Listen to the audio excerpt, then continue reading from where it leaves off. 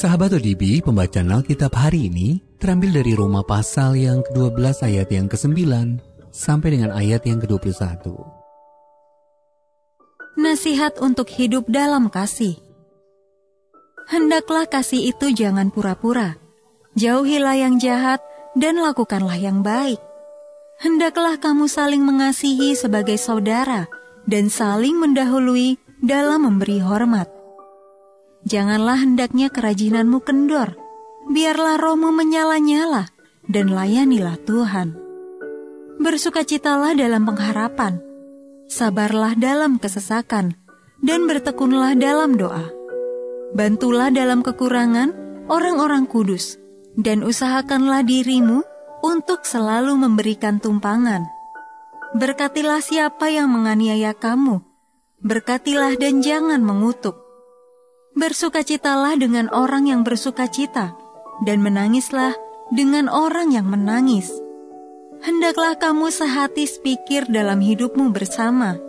Janganlah kamu memikirkan perkara-perkara yang tinggi, tetapi arahkanlah dirimu kepada perkara-perkara yang sederhana.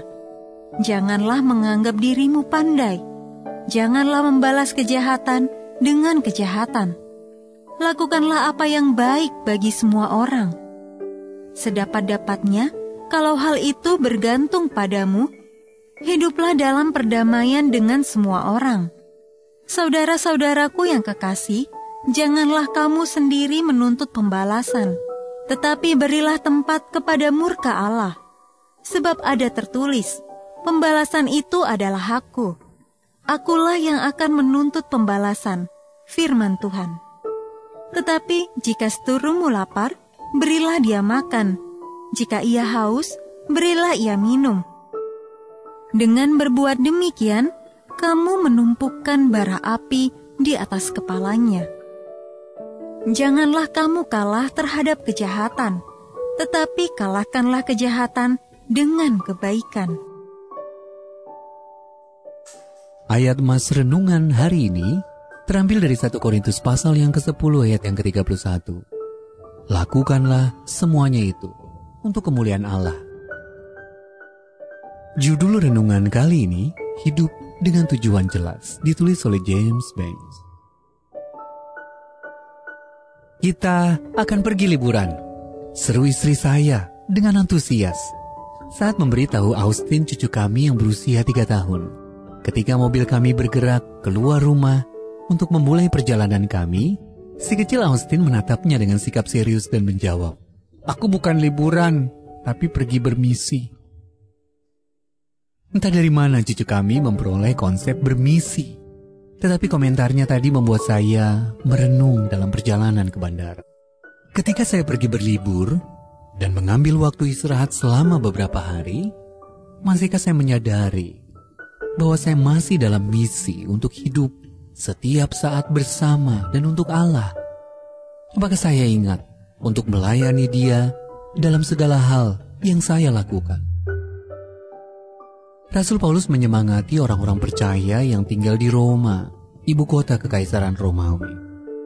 Dalam Roma pasal yang ke-12 ayat yang ke-11, ia berkata, "Janganlah hendaknya kerajinanmu kendor, biarlah rohmu menyala-nyala dan layanilah Tuhan." Maksudnya adalah bahwa hidup kita di dalam Yesus seharusnya mempunyai tujuan yang jelas dan dijalani dengan antusias. Bahkan keseharian yang biasa dijalani pun mempunyai makna baru ketika kita menanti-nantikan Allah dan hidup untuk menggenapi tujuannya. Setelah berada di dalam pesawat, saya berdoa, "Tuhan, aku milik-Mu. Apapun yang Kau mau lakukan dalam perjalanan ini, tolonglah aku agar tidak melewatkannya." Sahabat ODB, setiap hari adalah misi yang bermakna kekal bersama Dia. Sahabat ODB, pernahkah Anda menjalankan misi tertentu? Lalu bagaimana Anda dapat menjadikan seluruh aspek kehidupan Anda berorientasi kepada Allah? Tuhan Yesus anugerahkanlah kesanggupan untuk hidup bagimu, supaya kelak aku boleh mendengar-Mu berkata, "Baik sekali perbuatanmu itu, hai hambaku yang baik dan setia. Mari kita satukan hati kita berdoa. Bapa yang baik, pagi hari ini kami menaikkan pujian syukur. Kami berterima kasih kepadamu, karena Engkau telah memberkati kami kembali melalui firman-Mu yang sudah kami baca dan yang telah kami renungkan bersama.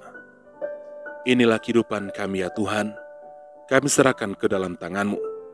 Engkau Tuhan kami yang baik, Engkau Tuhan kami yang setia, yang akan menyertai kami sampai selama-lamanya.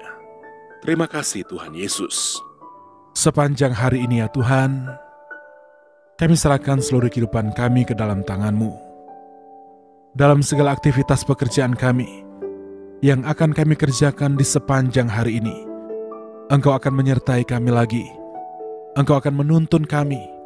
Engkau akan membuat berhasil apapun yang kami kerjakan. Dan Engkau Tuhan sumber berkat.